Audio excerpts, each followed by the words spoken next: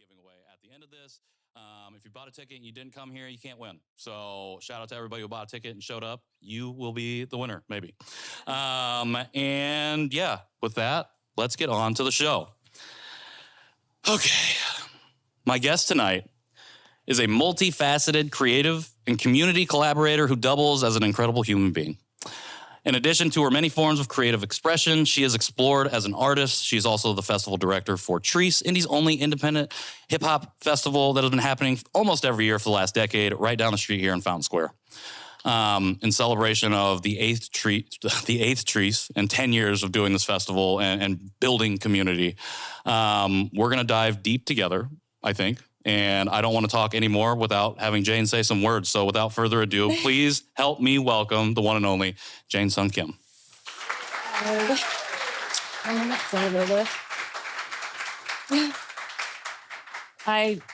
There's like no amplification, right? No amplification. Okay.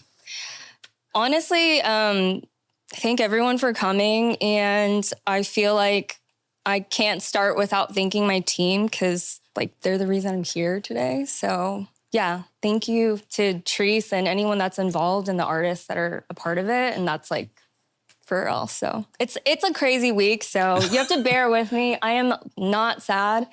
It's just a lot and it's exciting.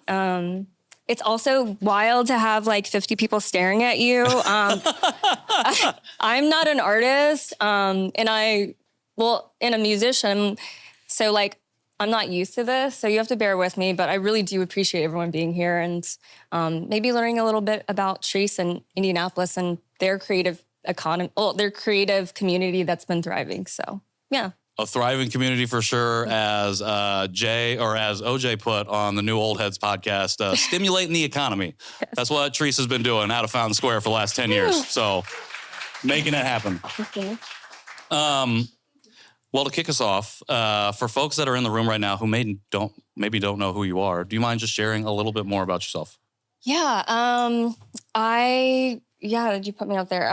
But yeah, right now I'm a festival director for Chreece, but I think my background comes in hospitality. I've worked in the bar industry, the restaurant industry for a very long time in Indianapolis.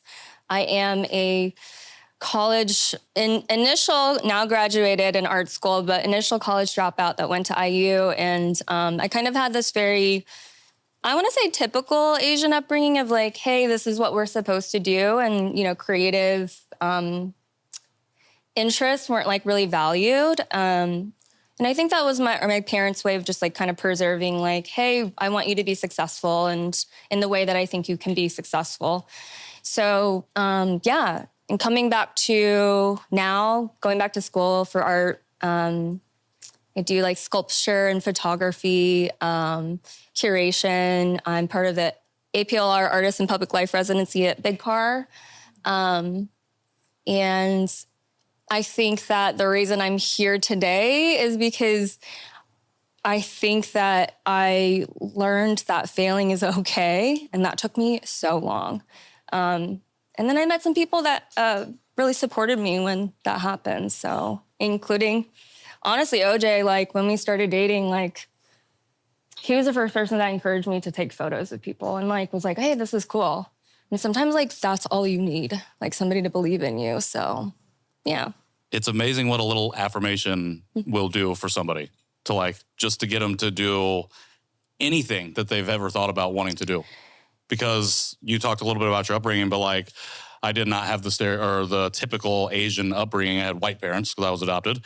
And while it felt like they were like, you can do whatever you want. It did also feel like there were like constrictions to that. But as I've went through discovering my own identity and like connecting with other folks from the Asian diaspora and learning about like the immigrant experience of like doctor, lawyer, engineer. And we're doing that. We want you to do that because we want you to be safe and protected and supported and well-meaning. And sometimes that means maybe stripping away some of what you are about. I feel like I've really resonated with that because like I had all of that stripped away through adoption, and it's like taken a lot to like work back to that. Mm-hmm. So I share all that because I appreciate you being vulnerable right from the jump. This question was not on our questions to tell us about yourself, but I think at the end of the day, like I was never affirmed a lot in what I wanted to do. I was always affirmed in what I was supposed to be doing. And it took finding my people in my communities to find that validation and to be entrusted with failure, to be entrusted with hard landings, and know that, hey, we got people in our corner. So I appreciate you sharing that. You talked about, so I want to go back to your parents just for a second. You talked about how they had like this idea of like what they would want you to be. But I've heard you share that they met because your dad was a vinyl DJ in Korea, which he then kind of left behind once they immigrated to the States. You're a big music lover. I was wondering, was that a conversation you ever had with your parents, your dad in particular, about like music and like what he used to do? Yeah, I think when we were younger, like, you know, the experience when we were younger, by the way, my sister's here, but we were always curious and we wanted to know, like, hey, why did you name me Jane? Why did you name my sister Teresa? And they would have like the silliest answers ever because, you know, there's not a lot of connection. We lived in Korea, but then we lived in Germany. And our names, like, they were like Jane Fonda, like question mark, or like, you know, Mother Teresa, question mark. And I'm like, okay, so you guys got just like picked from a book. But when we were younger, we were so curious because I think fitting in the States when we went to like kindergarten here, and my sister actually learned Korean first and I learned English basically first. But we were like, yeah, like, how'd you guys meet? Like, what's all this stuff? And my mom would give me kind of like at that time, the tea. She's like, your dad wasn't a cool guy. Like, you know, like you think he was, but he wasn't a cool guy. Like I had a lot of people that were like, you know, going after me, but like, you know, this is like who we ended up with. But like, she says it kind of like in a comedic way. Like, you know, but the story they told was that like, she was at a cafe with her friend and he was DJing there. And this is, if you like know that, is it the 80s then? He had like long hair and a mustache and was wearing like button down like bell bottoms and stuff. So very particular. Oh, my bad. Oh, I got But yeah, she was like, yeah, he sent me in Korea. There's like waiters will send like notes to girls that, you know, you want to talk to. So he sent a note and was like, hey, can you stay? My shift's over in like 15 minutes. And she left anyways with her friend. This is wild, but they told me a year later she came back and it happened again and she left again. But this time he chased her out of the cafe to like be like, yo, like, hey, I want to talk to you. So I don't really know if the timeline is like, you know, correct or like all that, but it essentially, you know, like it was a really cool way of knowing them when they were younger. Yeah. Because I did not know that person when we moved here because they changed as people, you know? Like I didn't necessarily, maybe I did, but I didn't get my love for music exactly because of them. Sure. And my dad liked Deep Purple, and I don't know if anybody knows that band, but it's like, I think it's like an 80s rock. When I was like 10, I listened to it, or whenever we had access to LimeWire, whenever that was. I'm sure I listened to it and I was like, this is like not the type of music I want to be listening to right now. So I like kind of passed by, but he would listen to like Yanni. When we were younger, he'd like play the acoustic guitar for us to sleep for a couple of years. And I thought that was the coolest thing ever. But yeah, I think they left that life behind when they moved here. Like I do really think so. Yeah. Well, I know a lot of like immigrant stories come with like the assimilation aspect of it. And the assimilation is because this is the box that you can survive in. And what American culture seems to do to immigrants is strip away, like we were talking about before, like strip away at where you come from before in order to be a part of whatever this collective is. And while there's power in collective, there's a lot of like pain and trauma that comes with pulling away pieces of who you are, like intimately. And what I think I really love about what you just shared is how it feels like he was like, I'm still going to express in ways that I can, in little ways, even though it's like, I'm not DJing at cafes anymore. He's like, I got my girl. I don't have to chase after her no more. Like we can go do this other thing. And so I really love that because it's like the passion never left. Even if the passion didn't necessarily, quote unquote, transfer to you, you had different passions in the music that you were listening to at that time. Yeah, I will also say this, like, I don't know if like there's a lot of cultures who are into like karaoke being very integral. So karaoke is like such a big thing. But I remember, this is like wild. My sister's a really good singer, by the way, and so is her husband. But I was like a bad singer, and my dad would play the guitar and we would sing. We would try to sing like Lionel Richie, Hello. I don't know why we had all these like old songs. It was the karaoke songs. And I remember being so bad. Yeah. And like my sister was like pretty good, but I was just like, okay, this is cool and like idyllic. But you know, that was like when you get out of middle or elementary school, it was like academics. Like, sure. Like the quick shift. Yes, it was. But yeah. Maybe there's a little bit more than that I realized, but yeah. Yeah. Did your dad keep any like records or anything? Were those records that he brought over with him? Or was it just like, we're going to start fresh with whatever it is? Yeah. We had nothing. Our house is very interesting because this is so silly, but I say it funny, like in a funny way, because like when you go over to your friend's house, you always have like video games or toys or whatever. We would have like math workbooks. Like it was ridiculous. Like, we would just be doing Kumon and we'd go to Costco and she'd buy a workbook of like science workbook. And that was like, I was like, ooh, cool. Like, there's like kind of small activities you can do in it. So, but my parents are actually really cool. Yeah. Meaning like, I've seen Asian parents that like were negative to their children. My parents weren't negative. They were just like, this is the way. Like, this is the way. So. Well, when that's the messaging you receive, that's the narrative. Like, this is the way for not just your kid, but anybody from your culture to survive, anybody from the country you're coming from to survive. Like, what else are you supposed to believe other than that? Yeah, I used to think that like artists or creatives or musicians were kind of foolish because I think that's what I was like kind of fed, like, hey, like that's like a big risk you're taking. Like you're going to have to, like financial security is a big thing too. So for sure. Yeah. So you shared in your intro a little bit how Sean was one of the first people to really affirm you and like, hey, you should take pictures and like kind of express your creativity in that way. Was also, I read, the person who encouraged you to go pursue art as a career and then go to school for that when you ended up at Heron. I was wondering, because you shared like to take pictures and you do a lot of like visual like art in that way. I was wondering like, was there a specific like moment or thing out of like kind of the conversation that you had with him that really like said, okay, I feel confident to take the leap other than just the affirmation? Like, was it just like, I have been wanting to do this and now I'm realizing that I should? Honestly, it wasn't, yes, but it wasn't like that. It was, so Sean he was the first person close to me. So my family is like, I have a lot of friends, you know, like you're younger, you party, but like my partner who I date becomes my family because our Korean family's not close in that way.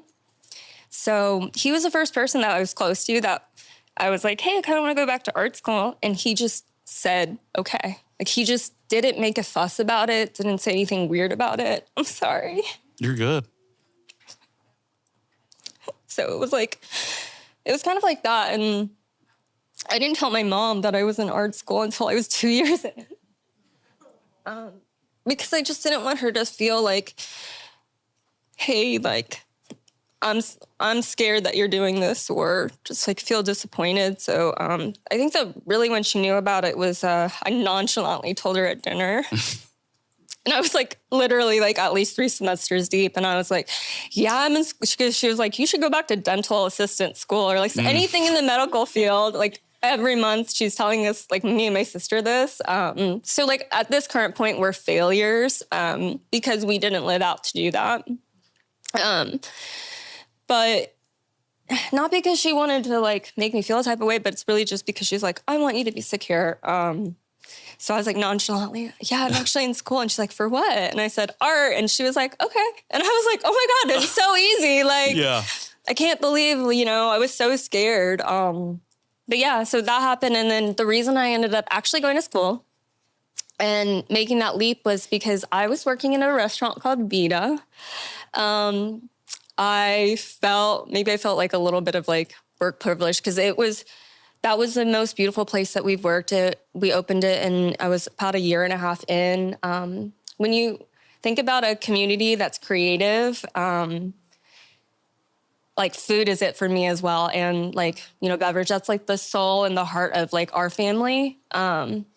So like we'd have the bartenders and the staff and the chef all working together on things, and we were all on the same page. It was just a great environment. I felt supported every day. But after a while, you kind of get complacent, and you're wondering why. Maybe you have different interests. Yeah. And I actually had something. This is crazy. I'm so sorry. But at this restaurant, Vita, we actually had like almost like 100%. Like if you walk into my house, like if you walk into my bar, you're probably going to know my name. I'm going to know your name. I'm going to know something about you. Whether I'm interested in you and what you do, like there's a genuine interaction that's going to happen. Every single person, like that is our goal. And then you walk away and you're like, hey, I hope I made someone's day better. So I had a couple interactions where I think I just wasn't present. And then I was like, man, I'm just like not finding fulfillment in this for whatever reason. And that's actually what happened, where I was like, you know what? Like, I think I can go off on my own. But being not at a daily, like having security that way and also having that environment of very supportive, also creative in a different way, people, was a very big leap. And I didn't realize it until I like left. And I was like, oh, okay. So, but yeah, that's why. I think sometimes those decisions can be ego driven. I dropped out of college. And the reason I dropped out of college is I was majoring in creative writing. And I was at a certain point, I was like, everybody who's teaching me is way dumber than me. And I am the smart person, and I'm going to leave, and I'm just going to work, and it's going to be great. And then I bounced around industries and careers for the next like 10 years and aimlessly wandered to the point where I was standing at my Angie's List cubicle weeping because I was like, I don't know who I am and like what I'm supposed to be doing. And that would be like a tiny, tiny seed that would eventually lead me to having a conversation like this. But even then, from that moment, it would take another 4 years for me to actually start tapping into my identity, realizing, oh, there's some stuff here that we probably need to be talking about. Yeah, the ego is a big thing. Like you don't realize it creeps up on you, but I think ego really gets to you. Like you have to check yourself, because I think that literally I was just like, oh man, like it's not so easy like out there. Like, so.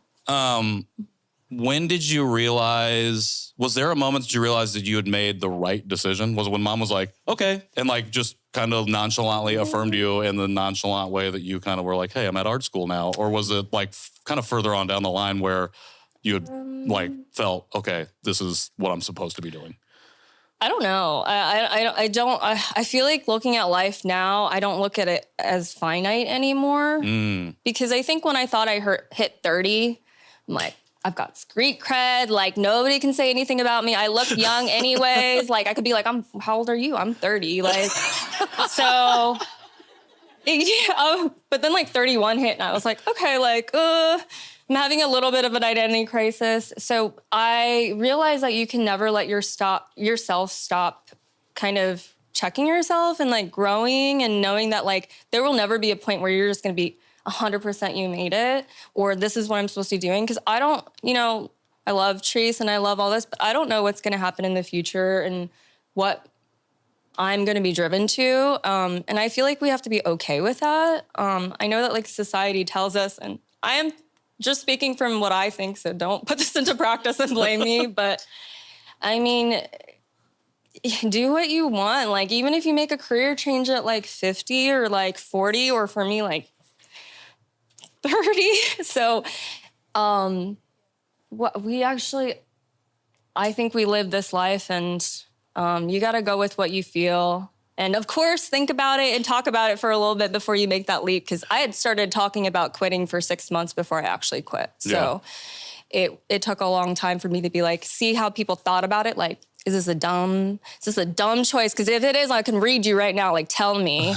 And I never really got that reaction from people. So it was really supportive, at least the people I was around, So, So no, there's like no moment where you're like, we made it. I do know that there's positive reinforcement where I'm like, okay, I think we made a little bit of an impact where I can see other people are benefiting from this, and that I see like other people happy, or even with like the festival, like it's happening on Saturday. And I think that these artists are going to kill it. They're going to, and I hope that they meet people that they've never met. Like audiences will recognize their talent, know that it's here. Like it's about connecting people. So like, of course, that's the small wins that we do. Like at Media Day. Yeah. Like I think that gave us a lot of life, a lot of our team. We had Media Day on Wednesday, and all of the artists, local artists, we invited them to like talk to media outlets, and Patrick did all these interviews. People were standing in line to do interviews with Patrick. So he was the most popular person. I don't know about that. I think I was just available. And they saw the second camera was floating around. They're like, all right, we gotta get this content. Yes. So I appreciate what you've shared about like the support system around you as you like take the leap, as we like strip away ego and we're like, okay, this is hard, but it's infinitely less harder or less difficult because I'm surrounded by people who are affirming me and supporting me even when the hard shit happens. And I heard you share in an interview last year about like you're like an artist and you do art, you're part of this residency right now. And you've also found a lot of like joy out of curation. And curating space. And so I feel like we've been kind of at the edges of that idea, particularly when it comes to community. And I wanted to ask you, as we kind of dive into that, if you could give us your definition of what it means to curate. Saw your sheet where you wrote this down, so I thought about this for a little bit on the way. And because like curation's like a cool word, isn't it? Like it's fun and cool to be a curator. I love being like, I'm a curator. It just, like art curator, whatever curator, like, I don't know. I don't want to ever call myself an influencer necessarily, but that's actually what it is too. Like you are giving other people access to things that you think are cool and that they should see, right? So shining a light on them.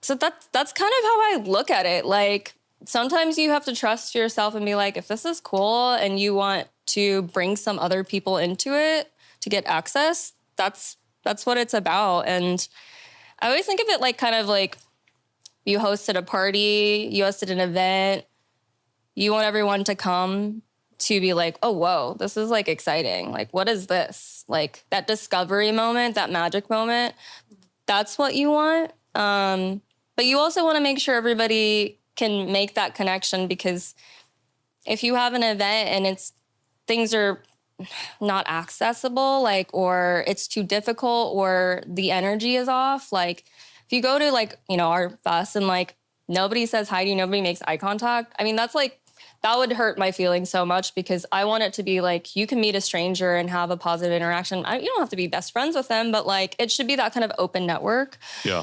And it goes beyond just art and music. It's, people, like experiences. So I think, when we're talking about art curation versus I've curated some of the art shows and exhibitions at like Geiklar, but Chreece is kind of that way. And I have to literally give so much love to the people who started it and have been involved. Not just, of course, Oreo Jones, G. Brookins, like Longevity and Nick Metronome, who have been doing the DJ Plaza stage for basically since year one. So all these people are, whatever, you could say they're booking these DJs, but they're also curating. You're collecting all these curators together and forming something bigger than one person could do, ideally. So, I appreciate that answer. And the reason I asked was just because I think when I would hear the word curator or curation, like it does immediately go to like art, essentially. Mm-hmm. And when my mind goes to a single thing, I don't necessarily think that's great marketing for that thing. I think it's like, okay, there's a single narrative about what it means to do a thing. Was there a moment, I keep asking about moments, was there a moment where you realized, oh, curation is more than just what I do and how I put stuff together from an art perspective, and it became more about people and spaces and things beyond just what we would generally think? Yes, yes, for sure. I had a conversation, I think So I have a tendency to be a really big idealist, and irrationally so sometimes. Like, also my sister knows this because I'm like late to it's honestly, I got it from my mom, but I'm late to everything. I also have some anxiety involved in that, but I'm like, oh, I can go, do my laundry right before I'm supposed to be somewhere in 15 minutes, that kind of thing. But I'm also like, wow, like let's say like you're an artist or photographer that is newer and you're like, wow, or you want to play the fest or you want to get featured or have an opportunity. If it was up to me, I think that I would be like, I see your talent. Like, I honestly see it. Like, I will meet you more than halfway to kind of give you that push that you need. And I think that's where the reality kind of sets in, because we talk about access and opportunities a lot. And just because you see the talent or the vision, or maybe no one else sees it, but you're like, I know, like, there is something there, but it's not ready to be shown, and that person hasn't put the work in to do so, you're actually doing them a really big disservice by offering that opportunity so quickly, because you have to work for it yourself, or later in life, it's like, same thing happened with me. Later in life, you're not going to be able to handle it. Maybe there are some geniuses out there and like amazing people that have, but I would say that's like 5% of the experiences I've had. So if you do curation and you're giving people opportunities like that and you're working with people, I would say it's 100% more about dealing with people, what they need, how you can support them, because they might not have the skill set to do X, Y, and Z. And another curator who's actually an art curator told me, like, it's actually like mothering. And I was like, oh my God, like, it really is, because I've had exhibitions where nobody here is the artist and you guys don't know them. So, but I think I had 3 exhibitions in like 2 years where artists would just either drop the ball. And I was like, I would blame myself too, because I'm like, like I should have prepped you. But they just kind of dropped the ball, or like had a huge emotional reckoning right before their show. And I was like, bro, like, you're not prepared for this. And so I don't want to put people in situations like that. And sure. Performing artists, musicians, I do not know how you do it, because somehow you put on that face and you're able to face everybody every day and act like that doesn't exist. But like, that's really hard, like dealing with your emotional self when you're in public. So yeah, and I was like, oh man, I don't want to be a mother anymore. Like, I just like want to be just a cool person that's just like just like hands off or something, but like that's just not possible. Yeah. Just the curator. Yeah, like, just the curator. So, but it's like I appreciate that, because it's clearly more than you just pick the thing and then you're done. Like, it's not just relationship building, but it's truly community building. Like, you are fostering a space for people to feel safe enough to figure out what that is that they want to do, and then giving them an opportunity when they're ready to be brave enough to step into that space. Mm-hmm. Essentially, like we talked about at the beginning, affirming them in what they want to do in a way that they may have never received before, even though they might be working on their art right now, or whatever it is that you're curating for. Bless you. So you... So I think what could make a good curator, somebody who has also experienced a lot of different aspects of said community or the people that they're working with, the people. You got the timeline of Chreece's 2017 when you came on photographer? I think that was Was it later? I don't remember 17 or 18, but it was my first year taking photos. Okay. So... I bring that up because it's like you started at a photographer, and then you did like volunteer coordination, and now you're doing festival direction. So it's like you've been involved in multiple aspects of the festival itself. Like you said, doing the work prior to being like, hey, I'm a curator. Let me come in and run your festival. Can you talk about how like important it is for you to have like gone through those experiences first in terms of like, I can say that okay to stepping into the festival director role? Because I'm assuming like when the ask comes, it's like, okay, maybe, especially because you've gotten to experience it at the ground level before. Yes. Remember when I said that, like, you give an opportunity to somebody, like, too early and they have this, like, crazy Delulu idea of what they can do and what they can handle? Like, I also think it has to do with, like, putting in the work, and that takes time and that can't be rushed. You look at people that have been doing this for 20, 30 years that aren't necessarily trying to chase the high of whatever's popular. They're trying to sustain something long term. So walking into that, there's a lot of established people in the music community. Yeah. Also, walking into that, it was very male dominated, and it still is. I also present, like, my personality, I present younger, just from, yeah. And so I think there's a balance where I was first I was a little bit like, yo, if you're going to want me to do some things and help you, because I see the holes and I want to fill them. We're all different kinds of artists, like producer, other visual artists, performing. But me, I was like, I'm a hospitality and experience. I'm like an ex party girl who, you know, I think really enjoys music and experiences, and I value that. And I know that we need that in our city to be excited about the weekend sometimes. Like, there's a positivity to partying and, like, hanging with your friends and listening to music and dancing. So I always say that because I was just like, yeah, my sister's like, I went to Korea and I partied. But yeah, so, like, so that happened. And I was like, okay, so if you're wanting me to do this volunteer coordination, that's great. I did it 1 year and it was wild. It was wild. It was a lot because I think 2018 or 19 was like the biggest year before, I think, this year, where it was sold out, it was packed to the brim. Chreece was like, it was just a crazy day. But I had to put that work in. Yeah.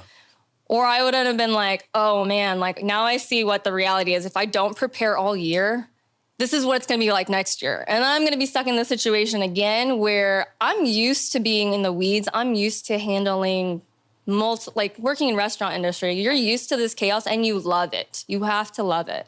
But I was like, okay, so this is bigger than just like one day, one shift, you know, like we're planning for 7 venues and hundreds of people, thousands of people attending. So I was like, okay, like I need to get my ADD in check because there's more. So after I put that work in, I think I was like, okay, Sean, I cannot be just your girlfriend that's helping you with your stuff. And I say that for 2 things, because he's super supportive, but also there's this thing about being like an artist partner, and I'm also an artist, so there's another way, but it's like, I want more. Like, yeah. I want to be able to do more. I don't want to, you know. So he was like, okay, if you're committed, and I had done the work, they were like, let's go. But I had to earn my stripes with the people in the community, and I had to make my own relationships. Like, people weren't just like, you're festival director, like, because that didn't even come, and I didn't even start telling people until this year, I think, like, or when they were like announcing it. Because I was just like, oh, I'm like embarrassed. I have like that syndrome where you think that, like, you know, imposter syndrome. But yeah, like, I mean, I would go into meetings and people want to make eye contact with me. And I was just like, just so you know, I'm the person that's going to be doing all this. So, like, if you could just say hi or make eye contact or, you know, do that. But you have to, after 2023, when I really did put in the work, was at HQ the whole time. I think I didn't see a single artist except maybe a second of them Franchise Boys. I was like too busy, like, trying to do Pink Sifu's laundry that I never did, you know, like, but yeah, I put in the work. And honestly, after that, some of the people that I'm talking about actually really respected me. And I'm glad that they didn't give me that for free. Sure. Cause that's like human nature. Like, I would have just been in this like passenger princess role. That's like, you know, like, I got this, like, you know, it's a running machine, but yeah, I'm not the easiest to work with either. So, because I'm like blunt. That's how my family is. We tell it like it is. So if I don't like something, I will tell you unless I really think that you are going to be upset. Which artists are very sensitive. I'm really sensitive. So it's a learning experience, and Sean gets the most of it. So yeah. Well, I think it takes somebody to be blunt in those situations, especially like you said, the festival is not just one day, one Saturday of the year. It's a 365-day thing. Like there's so much more that goes into it than just, hey, there's a bunch of people we sold tickets to and now they're at the show. Like there's so much more that has to happen behind the scenes all throughout the year to make this thing go. Is there anything that you've experienced from your perspective that's like the most challenging about making this happen? There's a lot. I mean, obviously being sustainable with money, 100%, that is a big thing, especially if you're a community festival, especially you are artists who want to support artists. And half of the things that we do I have to say this, but half of the things that we do for artists, like even our artist photo shoot or media day or like our Gino or these opportunities that we try to get them, that's 100% out of like, because we want to do them and we don't make any money from that. And so looking at a business standpoint, I'd say sustainability is the hardest. Yeah. But other than that, because I'm sure it's like that for a lot of, we talked about maybe going nonprofit, like, but we want to do all the admin? Like, they have been doing it for free. We have been, for 3 years before I jumped in, and I was like, this is going to change. Like, you guys need to be paying yourselves. And then now, like this year, I'm like, I don't care. We're booking Smino. Like we're going with Audrey. Like we're like, let's get this. Let's make it the best that we can, because at the end of the day, you should be happy with what you're doing, whether you're making a dime or not. Like if you're not happy with it, you already went this far. But yeah, you got to put in. I don't remember the question. So most challenging thing you said sustainability. Like the most challenging thing. Well, that's like that's obvious. But I think otherwise, it's working with people. It's working with artists. I can be blunt, but I can also like be very mothering sometimes. The curation, accommodating, and especially if I really don't like something, I'm like, oh, this is like really hard for me to say in like a very blunt way, especially for design. We work with a lot of designers. We work with, creative people in general. And it's hard because the big thing is, and the big thing that Sean had started is he trusts so many creatives, our designers, all of that. And he lets them do this passion and put it into the festival. And I don't really want it to be a relationship. You're like, this is what we need. And like, these are all the details. I want them to be able to put that into their work, because a lot of times people are passionate because they have 9-to-5s that, they're working for a corporation that's not so, that doesn't fill their cup. So that's really hard because I want that for them. But when it doesn't come back to fit us as a fest and what I want, it just gets hard. It just gets hard. And organization's hard when you have a small team. And I think I always feel guilty if we can't pay people like as much as, I would like to pay them. Sure. There's things, and you can't be, I don't want to say soft because I love the word soft, but you just got to be okay with all these things and talking to people and explaining to people and making sure that they're happy. And that can be a lot. For sure. Because at the end of the day, that makes me happy, but I don't know, there's other things I want to do too. Well, you're managing hundreds of people's emotions and schedules and everything that they're doing in addition to your own, which is probably feels like 100 people's worth of stuff at any one time. At least for me, it does. I'm like, I don't know if I can even handle what's going on in here, let alone what's happening out here. Yes. So I can't imagine trying to navigate a festival's worth of people, not only on that one day, but then the emotional buildup towards it. And then do I have time afterwards for a fallout of rest and recovery? And is that even a thing? Do you find that you get an opportunity to breathe once the festival is over? Or is it hey, 2026 is only 364 days away. We got to get going. It does get better every year, but I'll tell you how it normally goes. So normally... By the way, we've gotten a really stellar core members like Vanessa, who does our marketing, Carly, who worked with Big Car for a long time. She's also an artist. These are crucial members that have come in that I'm always scared someone's going to take them. So you can never take them. And they really believe in the mission.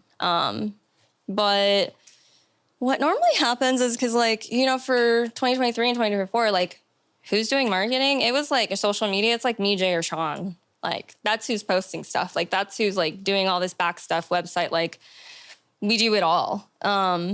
So we are burned out, and we're honestly tired of people being like, how can we help? And then like, they can't actually help, which is crazy because I am so thankful for everybody that does help. But it's more just like, you have to be able to like find the thing, like it's to manage people is actually a lot harder. So if you can ask me like what I need help with, like find the hole and find what we need, because and that sucks to say, but like if you really want to, you will. And if you don't, that's okay too. Like I don't expect anything.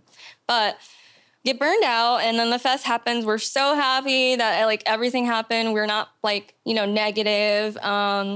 We're looking at all of the drama or the videos that are dropping for like a week and like catching up with what happened at the venues, because like sometimes something, you know, will happen at a venue that wasn't necessarily so positive. And then we won't find out about it until a week later, until somebody's like posting it on Instagram. And like, I'm like, why didn't you just tell us? Like, so we could like, you know, address it. So Jay's on the phone calling artists to make sure that they know that we value them, because I think that's the hardest part with so many people, like letting everyone know that we actually really value you. You're not a number.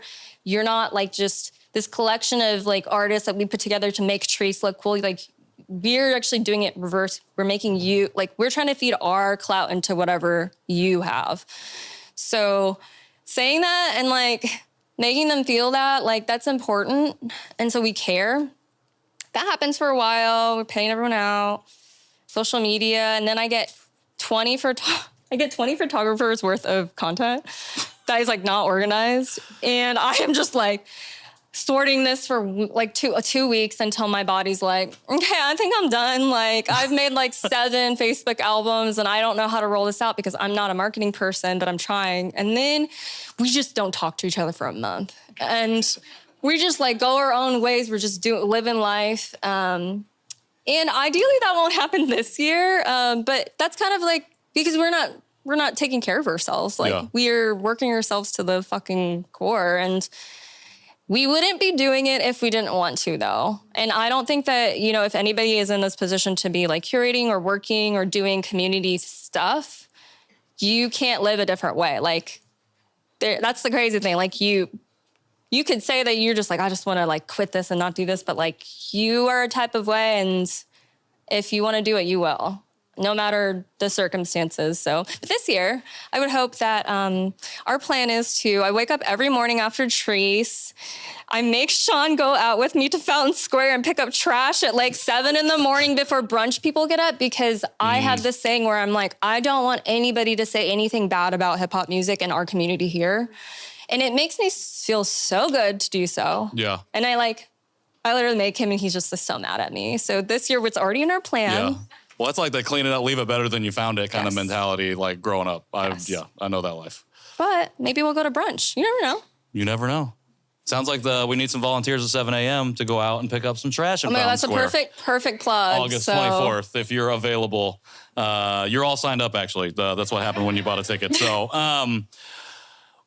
so you mentioned Smino, you mentioned some of the national acts, Audrey Nuna specifically. I know we're both hyped for her as fellow Korean Americans, but like, what is something that you're really excited about making happen this year for 2025? I want to say real quick, like, I've been really hyped on the local, like the way the local lineup has shaken out this year. Like it's actually incredible. And I'll say my first like true Chreece experience was last year. Shout out to OJ for letting me come through as media. But I ended up at 4200 Corey's set, and I had never seen him perform live before.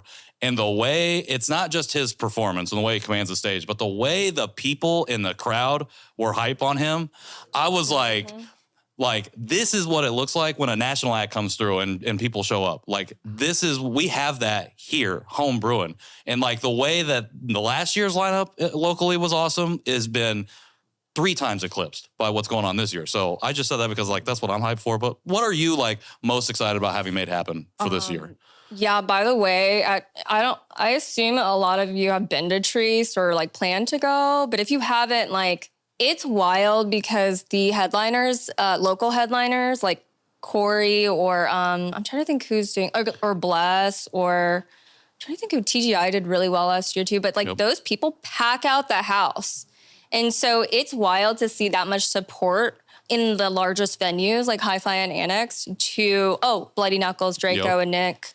They pack out the house. So like knowing that it's here and you don't always have to just be like, who's the national act? I think honestly, all our national acts this year are really tight. But I'm really excited to discover somebody else that I've never heard of. Because again, when I joined the group, I have a different perspective on music and experience. And it's not fair because Jay and Sean listen to everything under the sun, like indie music or whatever.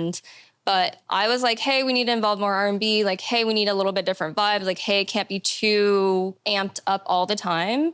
And I think there was a huge conversation between hip hop, R&B, like where that connection, sorry, you're like scoffing at me, but where that connection is, because it was kind of a struggle because they know that there's so much talent here and they don't want to do it, their festival injustice and just put like anybody on there just because, just to fill a need. So artist submissions happened, which was a really cool thing. But I was tired, and maybe my attention span is short. It is, but I was tired of seeing the same people all the time. And that's unfair because all those people that we are seeing all the time, it's because they're working hard. They have a following, they're doing the work, and they have the support. They can fill the stage, right? But if I see them every year at Chreece, like it's not as special for me. Like I think that we should intentionally be making room for other people who could possibly take the light again. And, people have rested on Chreece and then come back. Like Chreece is not the end of the line, and Chreece is not the award or something. It's really like what you can make with this opportunity. So I think, understandably, if an artist is big in the city and doing well and they don't get booked for Chreece, but they've played like every Chreece, I would be offended. Like, I'd be like, yo, that's messed up because like I should be on that. But we had to make it intentionally. We had to be like, we need to cut some people because I'm like, if I know 75% of this lineup, everybody else is going to probably know like at least, 60 or 50% of the lineup because I know because I've read every name and this is like our festival. But I was just like, we just have to be intentional, and we don't play favorites. We like every fucking music. But it was hard finding talented people that could follow through, perform for 15 minutes, maybe even had 15-minute tracks to 15 minutes worth of tracks to play. And you never want to put anyone in a situation to fail. So they should be ready. I mean, there was our last shot competition. Did you see that? Yeah. Pinky won, and then P.S. Maldonado was a runner-up. If you guys know Pinky, I think they've been around for a while. See, I'm not the hip-hop head, so you cannot judge me. But they've been around for a while. Obviously, they're very talented. P.S. Maldonado is young. He's got a young following. I have never heard of him in my life until that last shot competition happened. Basically, I think we had 50 people submit 90-second videos. I think his video got I don't know, correct me, but thousands and thousands of views. It did real well. It did really well. I was afraid. He was the hot new thing, and at this last shot competition, he was going to get there and realize, oh, this is and I will tell this to him too, but I was afraid he was going to get there and think this is a video, and when he performed, he wouldn't be able to match up to the hype that he had. But he proved me wrong, and he brought it. He had been performing, he was ready, and he really, really impressed me. But that's always the disconnect. I'm like, what is the reality between the internet and social versus can you rock a Chreece stage? I know that sounds corny, but can you actually do it? So, yeah. We got a couple more questions, and then we're going to open it up to the floor, and we'll do the giveaway, and then y'all can get out of here and enjoy the rest of your, is it Monday? Monday evening. You brought up something that I heard both Jay and OJ say recently on a podcast, and I wanted to ask you this question. But you mentioned like Chreece shouldn't be the end all, like the finish line for folks, for artists. And they had mentioned in this podcast, they said like it shouldn't be the end all be all for an artist to do. Like if just because you didn't make it, like it doesn't mean like that's the end. Like that should be, it can be fuel, it can be whatever you need it to be. And so I wanted to ask you, like with that in mind, what do you encourage or what do you hope artists take away from their experience of Chreece, particularly if it's like a first time performing? Thinking about it not having to be like, that's the last thing on your job application or your resume or whatever. Like I did Chreece in 2025 and that was it. Like what else with that in mind would you hope artists take away from their experience? I do wish this was on because I like the way that, but I was like, honestly, that we're stronger together. Like we are a destination. Indianapolis has some really cool stuff happening, and it's easy to just say that, but like I really do. Like there are times I go out and I'm like, what's this party? Like this party looks so cool, and don't go out anymore like that. But I was like, this is really cool. Like who are these people that are curating these things that I've never like. If you've been around for a while, you're like, you run into the same people, right? But the fact that there's new people doing things, like, it excites me. And I hope that everybody knows that it's not competition, although life is in a way, but it's not competition. It's like, hey, like, we should be known for all this, and doesn't mean you have to go to everyone's events, because everyone's just trying to survive. But it does mean, like, be open to that, like, be open to collaborating, connecting, meeting other people. I'm always just like, why aren't rappers working with singers like more? Because like you look at all these like tracks that are like national, like, you know, top 10, like people are working with each other and like amplifying each other. So I would hope that that's more normalized. And I know it's more work to work with people though. So I know I swerved your question on Audrey and we have to go back to her because I have to say that was like, so if we have, you know, I'm not on the curatorial committee for artists. I don't choose who does it. There's like a group of like 4 or 5 people that are in the music industry that rate everybody based on like, you know, your performance, your talent, whatever, your music. But so that's for the local artists. And then for the headliners, we're always like, hey, we want to bring up and comers. Who do we want to see here that we would never have the chance to see? Because apparently Chicago's over there and like Columbus is over there and like Nashville is down there. So we are just we're not, I say this all the time, we're not Rolling Loud. So we don't have that kind of budget.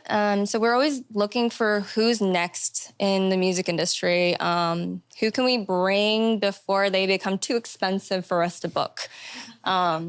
Which is like smart, I guess. But so Jordan Ward was like one last year, and we actually got deals on so many people that came through where I was just like, whoa. But this year, Audrey Nuna, I was like, man, I saw her in Austin at South by Southwest, and I was like, wow, I can listen to like her full album and like be into every song. That doesn't happen a lot because we have less and less time as we grow older. I'm sure some of you actually can listen front to back all the time. But for me, I was like, I was like, this actually catches me. Second, I was like asking everyone, a lot of people don't listen track by track. They're kind of using the algorithm to lead them in just a jumbo playlist. So there's a lot of people who've probably been listening to her, even Smino and Mavi, but they don't know it. So when they hear the song, they'll know it. But I was so nervous, and this is wild because being any minority or being growing up like uncool, not in the majority, I guess, you always have to consider like, how do I navigate this world? Do I need to fit in right now? Or is it okay just, you know, to be myself? And that's a struggle I've had for a long time. And after a while, I was like, I'm used to being weird. I'm used to like everybody thinking my food's weird. Like everybody thinking that my mannerisms are weird. And when you start making art, of course, me being Korean or me being Asian or us not being normal is definitely a part of us and what we create. But I do not want to be identified by it solely. So, and you see that with a lot of successful, interviews that even Audrey Nuna has said this and some other actors. like Stephen Yuen or something. Yeah. He's actually really well spoken. I like him. Yeah. But they talk about like, I don't want you to buy my art because I'm a Korean artist, like a Korean American artist. Like I want you to be able to connect with something, and I appreciate that you like that about me, but that shouldn't be my identity. So when we're bringing her in, I was so scared because I don't want to just bring her in as a Korean American because she's a Korean American. Does that make sense? 100%. I want to make sure that this is like, of course I can't be unbiased, but that it makes sense and that people should actually appreciate her. And so it took me like a month of me being like, asking everyone, like, do you listen to Audrey Nuno? Like, and nobody had, like, honestly, at the time, nobody had, and this was only like in March, you guys, like nobody had. Dang. And I have asked all my friends, which I actually respect their opinion. I think I have cool friends that are like, uncool, cool friends, just like nerdles. But, I was like, nobody had been listening to them. And I was like, I made Sean and Jay listen to them. And I was just like, I'm nervous because I don't want to put her in a position to fail. And I don't know how she's going to be received. And Jordan Ward's like almost an easier pull than Audrey because whatever. And so I was like, finally, okay, let's do it. And it was and I had to convince myself, I like her music outside of the fact that she's Asian. Yeah. And she has worth outside of that. So, and now this is wild. Like we couldn't have been any, luckier or... Okay, so this is the fact. Did we tell you this fact about Audrey? Somebody told me this the other day. So in Indiana, she's like only like she's only the second artist who has performed in Indianapolis the month that they topped 100 on the Billboard charts. Oh, damn. It's for that K-pop demon. Yeah, Golden. Yeah. Check it out. I haven't seen it yet, but the only other person was Maroon 5, I think in like 2000 or something like that. And they played Gainbridge, and we're talking about 1,000 capacity venue. Like you're going to see Smeeto in 1,000 capacity venue. So I was like, whoa, like that's really cool. That's really cool to get affirmation. And also like, I feel like not ashamed, but I feel type of way of like doubting her only because she was like Korean. Like she's my, like in a way, my people, right? But like that made me feel a type of way because I was like, oh, I'm so nervous. Like it'd be different if they were like not Asian, 100% not Asian. I would have felt less anxiety about it. Well, it's like you take ownership over like not her as an artist, but like the fact that we share this identity and we don't normally see. I can't think of a single like major national act that was Asian that has come through Indy or Indiana to perform, particularly at a small festival in Fountain Square. And then like, just for me, like when I saw her name pop up, like I literally like screamed and I texted my wife and I was just like, I don't know if this is real. And she was in the middle of sending me the thing. Like I thought it was fake because I could not believe that this artist who I've been listening to as a big part of my identity journey was going to be here in Indianapolis at Chreece, let alone. All right. This conversation's been so good. We pushed it damn near to the max. So can we give it up for Jane one more time real quick? Look at that. Listen to that. I powered through it. You were amazing. I have one more question, but if y'all have some questions, we'll take one or two before we get to the final wrap up and then the giveaway, and then y'all can get out of here. Does anybody, one or two questions from the audience? Anybody got one?